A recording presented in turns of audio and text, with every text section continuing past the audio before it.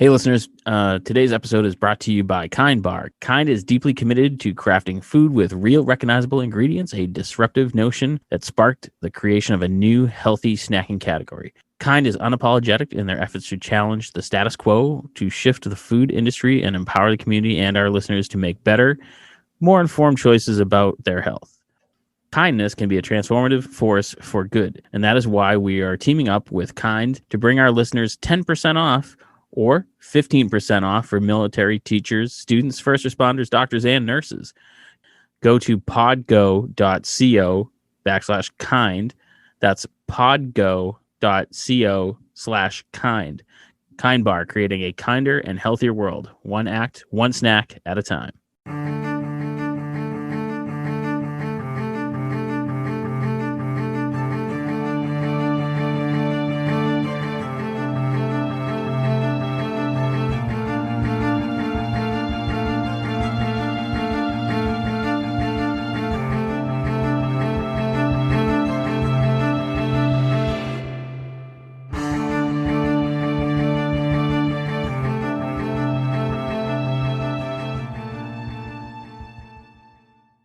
Welcome back, Inebri-art. This is Andy, the Inebri-art podcast. And, COVID's been a weird thing. And basically, we've been able to interview a lot of people that we wouldn't normally have access to because of Zoom and just being stuck in the house. And I have a growing list of people that we have been talking with, pretty much thanks to Spiritual Records, but in the UK and in the London area. And it is now, as soon as Americans are allowed to travel, I think it's going to be a place that I need to hit up ASAP. And today's guest is from that area. It's now, is it Jack Treble or Jack's Treble? I don't know. Sorry. Just Jack Treble. Jack Treble. Okay. So welcome to the show, man. Thanks for coming on. Thank you for having me.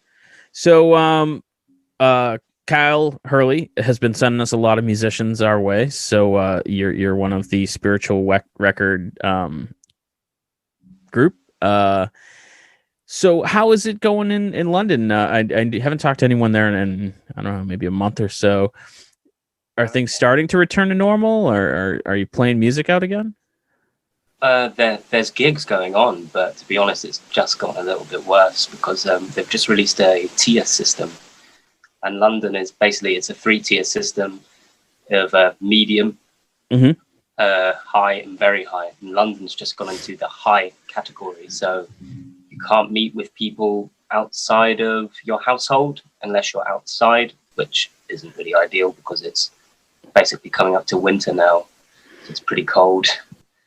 But you can if you work. So it's all very up in the air, completely confusing situation. So people are still trying to make things happen, but yeah, I think it's due any moment to get worse. Yeah, next. It's been getting kind of worse here again, and with the kids back to school, and just the weather being, like you said, being cold, people are indoors more, so they don't have that kind of buffer that you would have outside. So hopefully it won't be too bad. We're trying to be proactive, but we are kind of stepping back. We have like a numbered stage, but it's like so stupid. It's like stage 1, stage 2, stage 3, stage 3.5, stage 3.7, so it's we're all trying to figure it out as we go, but for sure, similar to what we have here then. Yeah. So did you get to play any gigs, or? Well, I've not really been actively looking, to be honest. Yeah.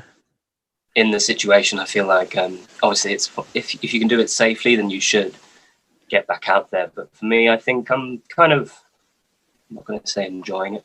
That's a bad way to put it, but I guess making the best of a strange situation. So I've spent most of the lockdown recording and working with people, and kind of get more into that area of the musical side of things, because I feel like also the stuff I play, it's not really appropriate for a socially distanced gig. Like the best nights we had is where it's totally crazy, loads of people all kind of jam packed together, sweaty bars. So in the situation, I don't feel like it's really my time yet to come back. But I'm keeping myself busy, so it's okay.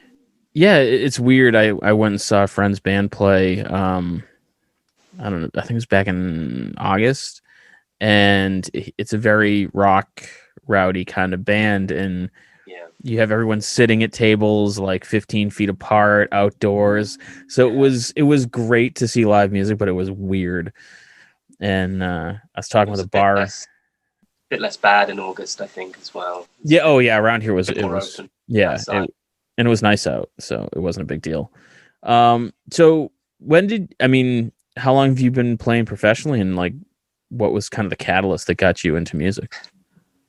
Well, um, catalyst that got me into music was certainly my dad, he's a musician himself. He got me into the guitar when I was, well, he tried to when I was about 6. Wasn't at all interested, and then found my own way in when I was about 11. Just started playing.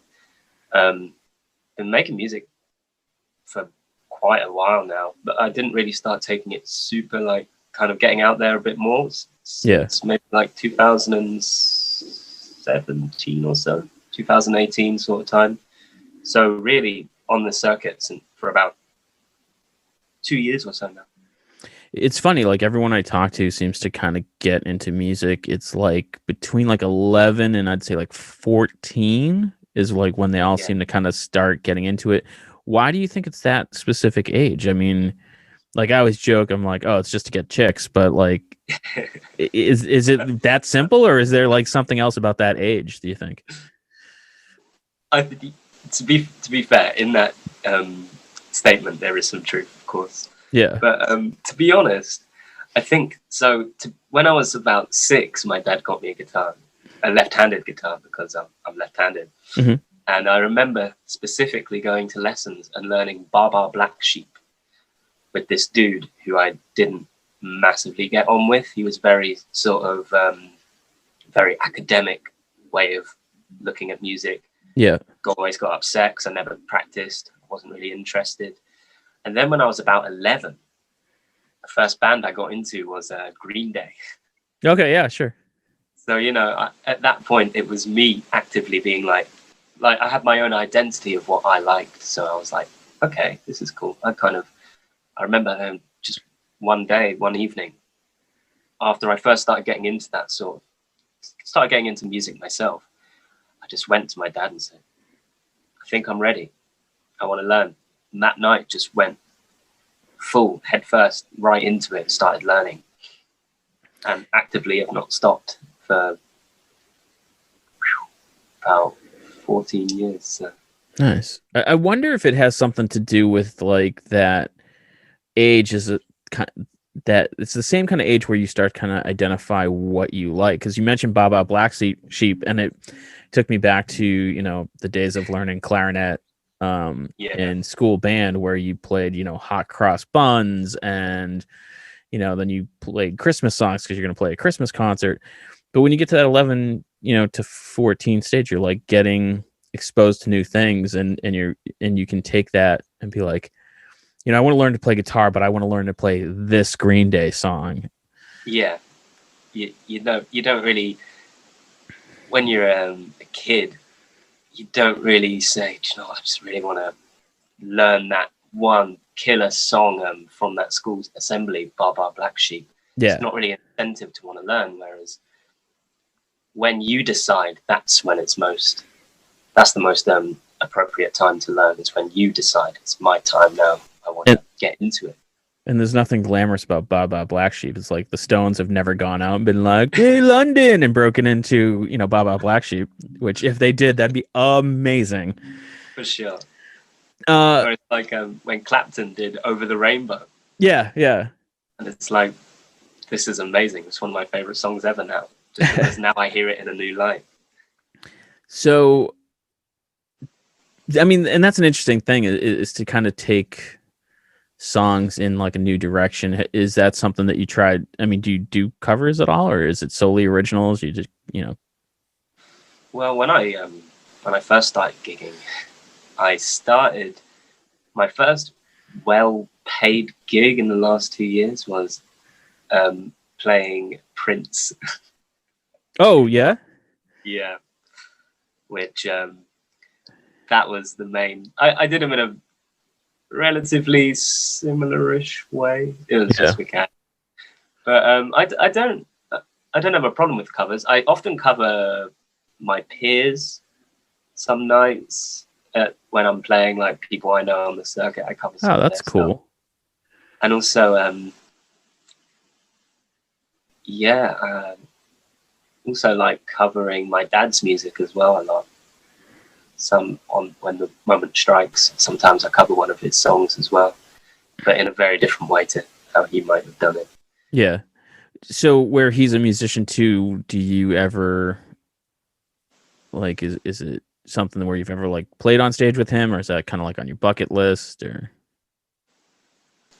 We've never played together in a like proper setting, but to be honest, I think in this well, since this situation happened where I was just at home and I'm just hanging out and I'm like playing a lot of guitar, recording a lot, I've started to do more just recording for the sake of it and just getting things done. yeah, But I think in time, what I will want to do is record a cover of one of his songs, and maybe put it on a project because he's an amazing songwriter and yeah, like a really like a sort of songwriter where his songs would work in so many different settings from being played in their original format. They could even work as like a big grandiose pop song or like an R&B song. They cover a lot of ground in terms of where you can gauge what genre they could be. Yeah. So I'd like to do that. and I don't know if it's just kind of a spiritual records thing, or if it's a trend in London, but it seems like everyone we talk to is kind of like a rock blues kind of musician. Is that just because that's what Spiritual Records does and that's who we're connected with, or is that kind of like a trend in London? To be honest, it's not really a trend in London. No, I think we're kind of the you're setting the trend.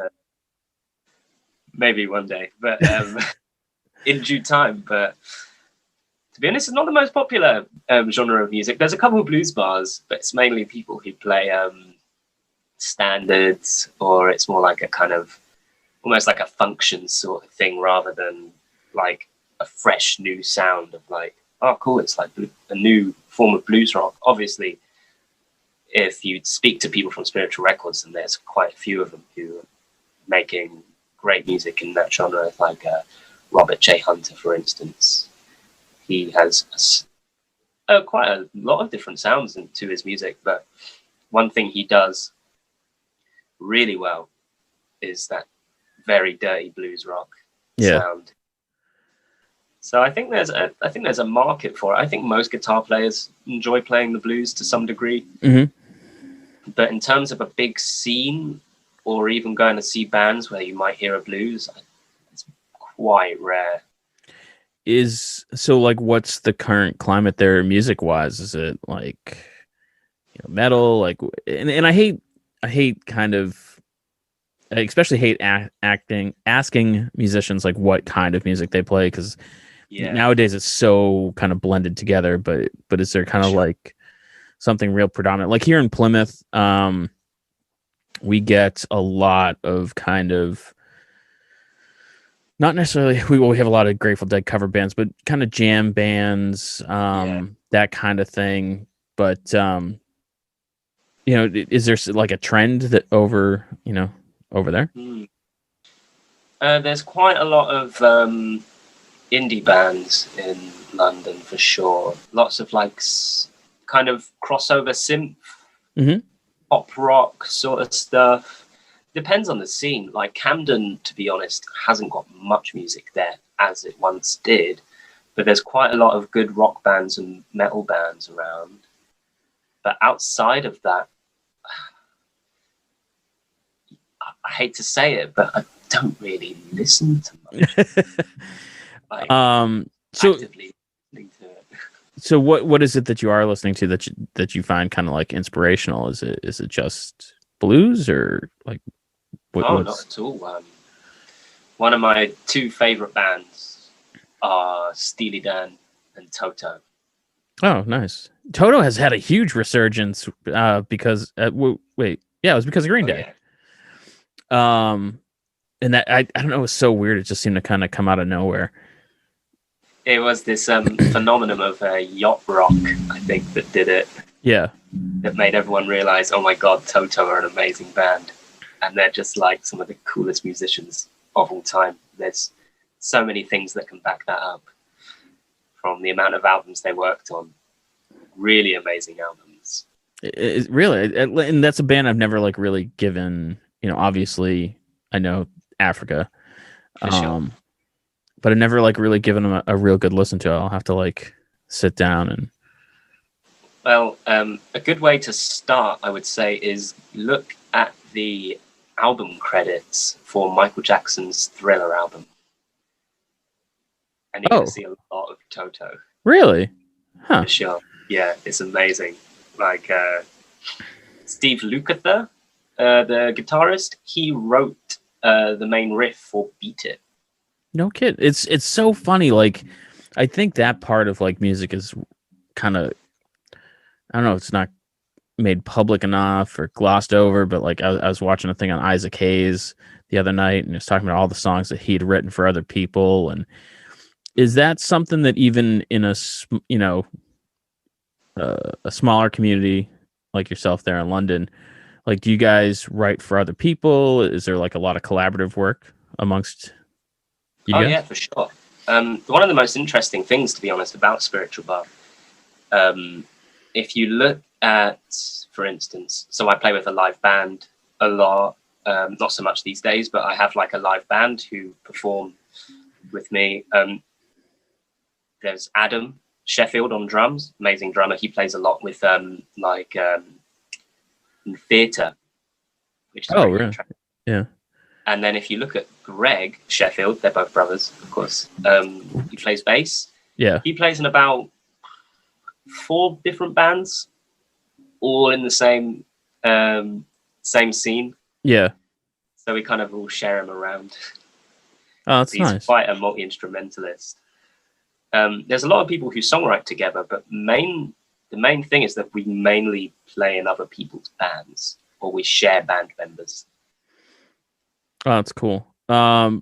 We kind of have a little bit of that here, and it's more, there'll be one band that plays, and then the lead singer may play a couple nights somewhere else just by, under his own name, and then they also have a cover band. It's the same exact band, but they don't want their band to be thought of as a cover band. So when they get a cover band gig, they change the name of the band.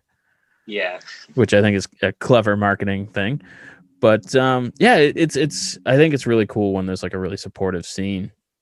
How long have you been with Spiritual Records, and how did you get involved with them? I first stumbled upon Spiritual Bar in about 2017 because I started a job in Camden, and a friend of mine said, "This is the only place you should come. This is the best bar." And I was kind of like, okay. You walk in, it's very dark. Lots of like writing on the walls. It's like very like kind of as it's described by Google, a bohemian sort of atmosphere in there. Yeah. And I remember just walking in and just being like, okay, this is my sort of place, I guess. Yeah. One of those places that just felt comfortable. Yeah, for sure. And it's just like, there's no other place where you walk in there and it's got this really unique energy. And I remember just sitting there and listening to a few of the musicians. I was like, what the this is outrageous. Like, this is just normal people just like walking in here. They look so like, just like another person who would come here, and they start singing, and it's just like amazing. Like really like hold a whole room full of people. And I was always interested. I wanted to play because I think I kind of looked at it and was like, I want to do that. Yeah. Because I was very much a kind of more studio sort of person. So I walked in one night, they're doing an open mic, kicked myself about 50 times watching it and not doing it. And then a few times I then started bringing my guitar, bombed really hard. Uh, That's normal. yeah, the owner or the guy who kind of runs the place, the eyes of Spiritual Bar, Raphael, said, "Yeah, you suck. You play pop music," and I was just like, took it not in such a oh no, so I guess this is it, and it kind of made me think, I'm going to play pop music in such a way that you are going to not even think of it as a pop song anymore, and then I'll show you. Went back a few more times, kept trying, and then eventually he invited me to play one of my songs, because I then played a few nights there to play one of my songs on their compilation album. It's a song called Everything, which is online now. It's been out for a while, and from there just started playing there all the time and started kind of writing music for their stage. I kind of looked at the crowd and kind of understood more what they wanted, what they liked, and also knew that more about what I liked as well, and kind of created a totally different sound to what I was playing, entirely based off of, I want it to be kind of a soundtrack for this place. So a lot of the songs on the upcoming album were written not just usually upstairs in that bar, but also kind of written on stage over many nights of just like playing the same songs to a different crowd and being like, I guess like over the repetition of playing the songs, constantly evolving them and changing them until they kind of become the song that they are now. And then we did my first release through that. And yeah, I've been part of the furniture there for about 2 years now. So nice. Yeah, they're kind of like a family to me. Yeah, it sounds like it, that it's a close-knit group. You mentioned how you learned kind of what the crowd wanted to hear. How much do you kind of like, I think that's something that not enough musicians do. I mean, you always want to write for yourself, but at the same time, you want other people to enjoy your music. So when you're writing, do you spend a lot of time considering that, or? Not really. So it's a kind of weird thing of Spiritual Bar is open 6 days a week, right? Yeah. So some weeks, a lot of weeks, I'd play a Friday night, and other times I might play a weekday or a Sunday, kind of the chilled sort of day, where the energy of the room was totally different. So there was a few songs where I was like, okay, we're playing Friday night. What would be the perfect song for a Friday night in this place? So that kind of conceived a lot of the more faster songs, the more up sort of songs. And then the quiet nights, it was kind of more like a more intimate sort of situation where it was, that's where a lot of the ballads and other sort of more slower songs were written. So it's not so much like, I just wanted to make everyone happy, but more that I wanted to fit the energy of the people who are there. And it's always true to myself, for sure. I think it was just a method that I used to kind of sculpt the sound. So it's more about like crafting the set list to fit the right audience. Absolutely, yeah. Do you kind of think about the order of the songs? To kind of, I mean, and it's such a cool thing to be able to talk about, to be like, I craft my set list to control the emotion of the audience, which is to think that you have that kind of impact on people. So cool. But do you kind of like start big and then kind of taper off some slower stuff and finish bit? Like, do you kind of like try to work out which ones? Yeah, for sure. Usually you start big, kind of like a mid-tempo, then play some more along that sort of lines, then slow down, and then like speed up. Some songs are heavier, some songs are more like R&B, soul jams, and then kind of like building into kind of like just kind of going through the motions of how I'd want it to feel. And that's also from watching so many live gigs, loads of different artists from different time periods, and kind of seeing that how they would sculpt a perfect show. It wasn't just like really fast songs one after the other. It was always the right song in the right place. Mm-hmm. Who have you seen that you would say is that kind of perfect show that like you try to emulate? In terms of live or it doesn't or watched. Either way, like what jumps to my mind is Queen at Live Aid. There you go. I wasn't there, but I've seen it. It was amazing. Yeah. But yeah, like, would you say there's like one band that you like they really control the crowd through their music that way? Two that I would say first off would be, I don't know if you've ever seen it, Prince, Sign of the Times concert movie. I think I might have seen like clips from it on YouTube. Yeah, one sec. Sure.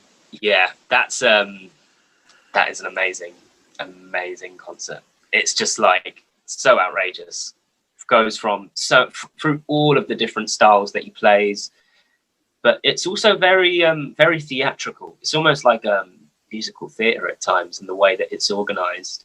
Yeah. And then another concert that, I mean, I have seen him live at a later stage in his career where it was really good, but quite different to this was John Mayer, Where the Light Is, which is without a doubt one of the best recorded concerts.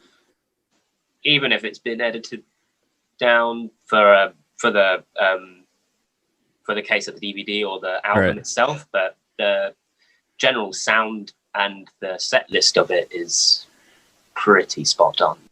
And even the way that he'll have a song that on the record might be 5 minutes will go on for like 10 minutes of like just like playing with what the song is and adding new elements and changing the melodies, the harmonies, and for maybe like a whole 3 minutes he plays like a solo over one of his more let's say maybe one of his more popular songs.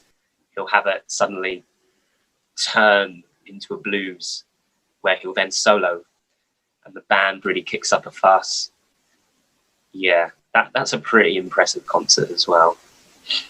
Do you kind of have, I mean, obviously you kind of plan the song order for an album, but is it a different task, or like how do you, like, is there a different goal? Because obviously at the end of the night at club, you want everyone to feel like it was a party and it was a good time, but is there kind of like a different vibe that you go for when you're kind of figuring out song order for album?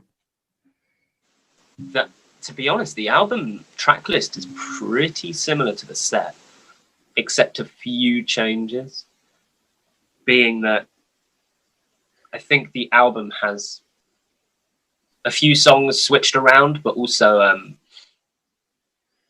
some of the ballads, like I might not play some of the ballads on the same night, like two separate ones on the same night, just because they're a bit too down to have on a concert, but then I might play them on a different night, a more quiet night where it might end the set.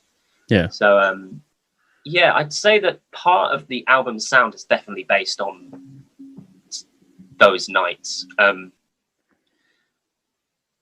Yeah, it's actually based off of one particular concert that we did at Spiritual Bar last year on my birthday. Yeah, nice. That it's based off of, which was a crazy show. That it was like one of the best we've ever played. And yeah, a lot of the songs structurally were actually based off because I film a lot of, or record a lot of the sets to know like what I don't like, what I do like, and kind of just base the recorded versions off of certain recordings of like that one felt amazing. What was in it that happened that made it feel so good? But, is that something that's common with musicians. I don't know if I've ever seen anyone do it. Kind of that record yourself and watch it back. I know it's a very common thing for stand-up comics to do. Yeah. I think there's a fair amount of musicians that do it, but there's also a lot who, like, there's often many nights where I don't think to. But then there's other nights where it's like, okay, I have a good feeling tonight, so I'm going to record this set and see what happens. Because whilst one song might not go as planned, in the same way, one song might just be the best version of it we've ever played. And then it's like, okay, let's listen back to it and figure out what happened. The same with the rehearsals as well. I record a lot of those just to listen back and kind of know what's going on. Because often when you start playing a song so many times, you start to become kind of programmed to just play it as it is, almost like it's written down in your head. Right. So when you have those nights where things start to go a little bit off the rails and certain things happen, like maybe there was like one moment where one note in the second verse was like, that was cool, we should record that, or that lick you played there on the bass, that needs to go on the record. That accident was really cool. Yeah. Or even like the moment where, like, one of my favorite was one of the songs on the later songs in the set called For Once in Your Life. Bass player Greg, out of nowhere, like, it wasn't planned, it was like, you know, we'd done a rehearsal, we know what we're doing. In the bridge, he just played this one thing on the bass that was just like, I just remember looking at him like, oh, what was that? That was incredible. Like, where did that come from? And then he's smiling at me. Everyone's like, kind of like, yeah, that was cool. So that then, like, if that wasn't recorded, then it would just be one of those moments that was like, right. The next day you're like, what was that you played? And you'd be like, I don't remember what you're talking about. Yeah. Yeah. So it's really important sometimes to get that moment. So the new album, that was written prior to COVID, correct? Yes. This album has been in the works for about 2 years. So have you found because you said you've been doing a lot of writing, have you found your writing and recording change because of COVID? Is like the mood changed? Like, are you doing it to kind of keep yourself sane? Like, we were talking about this on an earlier podcast with someone about how, like, I don't feel like a lot of love songs are going to be coming out for the next year or so, you know, but maybe breakup songs. So it's like, I'm curious to see kind of how people are changing their writing during all this. I think my writing wasn't really affected because, to be honest, I have always had a way of songwriting where it always depends on the day. Depends what instrument I decide to play on that day. Something might come out. Like, I'm constantly writing songs that might, if I was to break down all of my influences or styles that I play, some days I might be like, today I feel like writing something that's quite, well, I don't ever say that out loud, but like, sometimes my brain will just automatically start to play something that feels a bit more, say, more on R&B soul. Like, that's what my brain is asking for on that day. And then other days it will be like something a bit more bluesy or something a bit more rocky, or not that I hate to use these sorts of phrases because I hate the defining these by genre. Yeah. In a lot of ways. But it kind of always is fluctuating depending on how I feel. The one thing that I guess I am missing from COVID is those songs that were written to bounce off of human, and like that were written from the stage, right, and bouncing off of people. That those songs are kind of missing at the moment. Have you done any live streaming? I know a lot of people have been doing it, and it's one of those, like, it's live streaming music to me is kind of like frozen pizza. It's still pizza, but it's just not, you know, just something missing, isn't there? Yeah. Yeah. I did a few, and I experimented with like some that were just done like this on the phone, super simple. Mm-hmm. Then other ones where it was like HD audio, and I thought that might be like, oh, this will make it feel better. It's like, no, it's never that. Like, depending on the night, I could literally probably play a gig plugged into nothing, playing like through the crappiest amp or like a borrowed guitar or really crappy mic or anything. But there is nothing at all that you can do in streaming that can compensate for the fact that playing music is not always about writing songs for yourself, but it's all about the connection between you and the listener. And when you don't feel their energy in front of you or around you, it really affects how you play. Like, really what I was doing, I was literally in this room right here playing gigs, and it didn't feel the same. I couldn't quite get into it. I couldn't, have that same connection. So eventually I just kind of gave up on the idea of wanting to do it that way. And it's funny. It's like, I think it's the little things that are intangible. Like, you literally, when you're at a club or a concert, you feel them. Like, you can physically feel the music, and it there's a level of excitement because of it sounds so stupid, but the vibrations, That's totally it, though. It's, and you just can't recreate that in any kind of streaming fashion. You just can't. And there's only so much you can do, but it'll never make up for the fact that we can't be together. And that's one of the most that's just one thing you just can't get over. You can't ever really get over that. We need to play for people. We can't play for a screen. Yeah, it was so. I was been doing a lot of you guys call them this is one of those, like, we both speak English but slightly different. It's takeaway. Takeaway. Isn't it like when you go to a restaurant, like you call it takeaway? Yeah, we call it takeout. So, but just support the local restaurants to help them stay in business and whatnot. And they're open, and you can be seated in them, but still frequently I get my stuff to go. And I was in there at a friend's place, and I saw a buddy of mine, and I was, kind of just chit-chatting for a little bit as I was waiting for my food. And then as I was paying, I'm like, you know what? I'm like, I got Ryan's next beer, and just that ability to buy someone a beer, I was like, oh my God, I miss that kind of like, hey, what's up, man? Let me, buy you a beer. And just those little things that you don't think about until you're like, I can't do that anymore.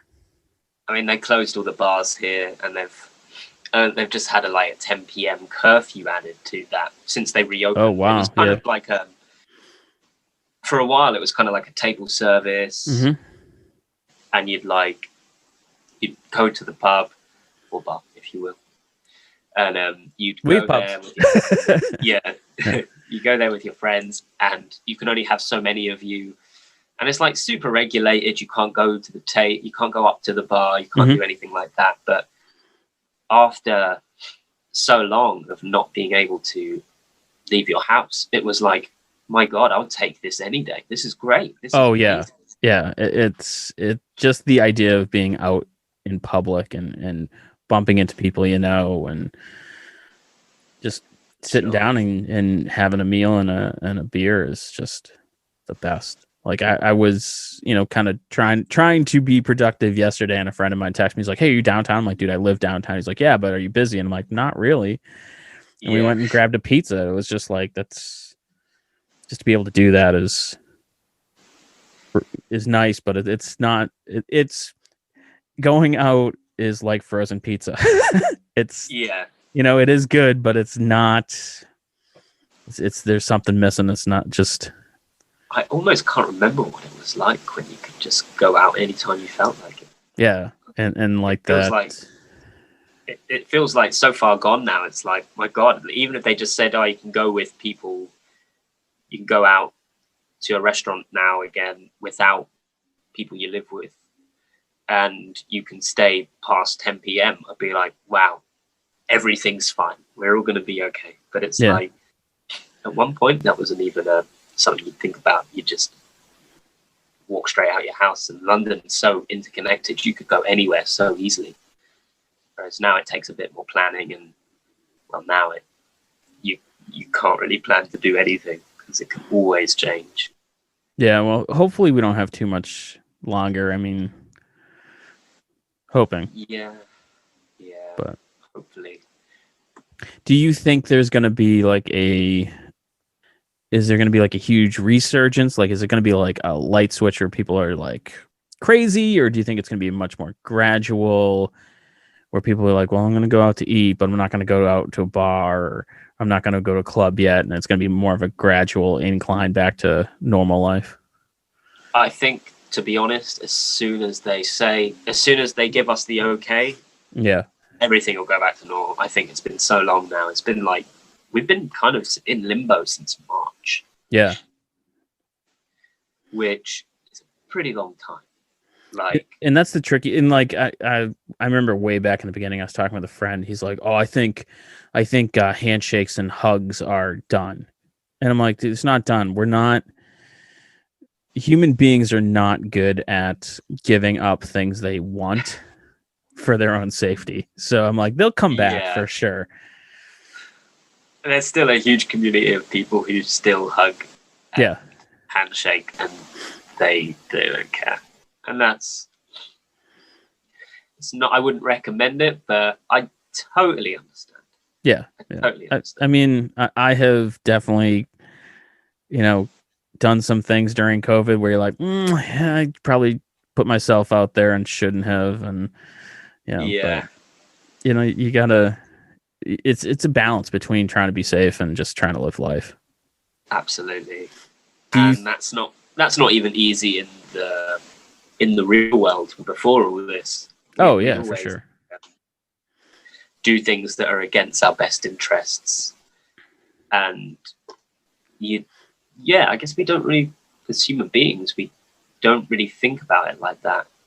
It's just that now we've been made kind of in a very strict sort of way. You have to think about that.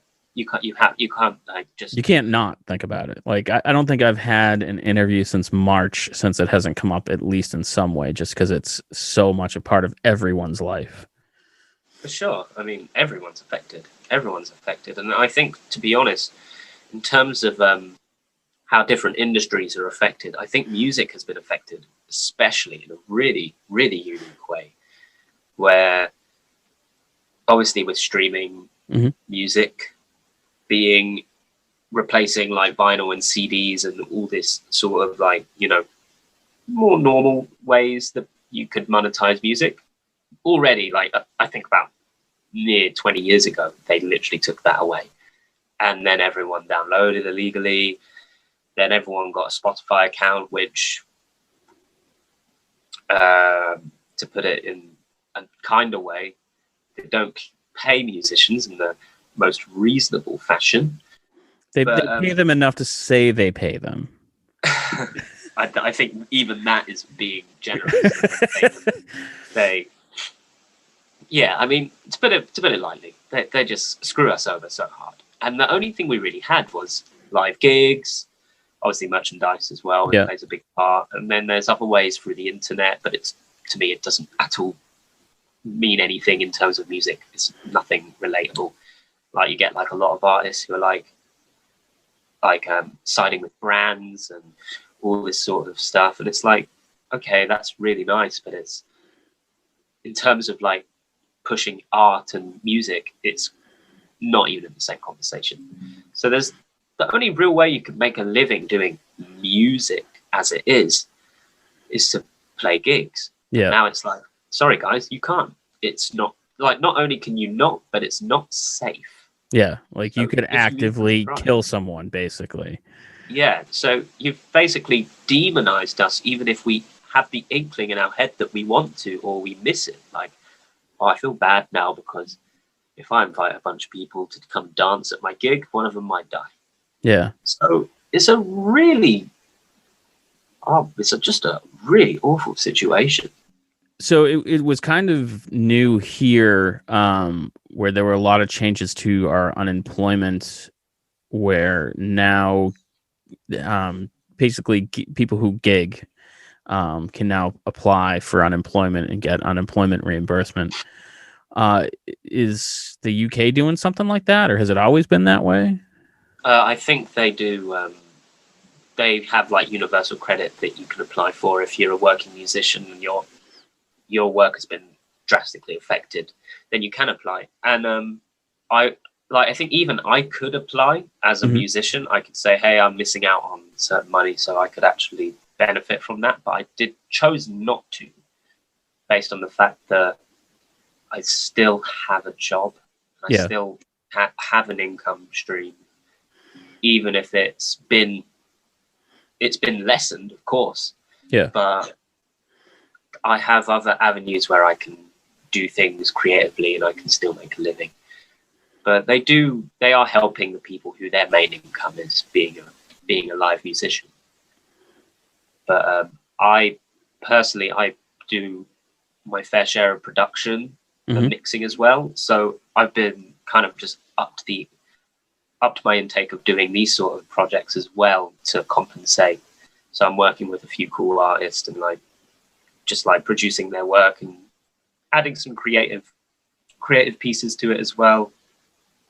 So I'm pretty lucky, to be honest, compared to other people in the situation, that I can still do that. So when that light switch goes off and things go back to normal, are you looking to tour? Have you been touring outside of London or the UK? No, I never have, to be honest. That would be a dream in this current situation. But yeah, if it went to a sorry, one sec. Okay, there we go. There? Yep, yeah, I can still hear. So cool.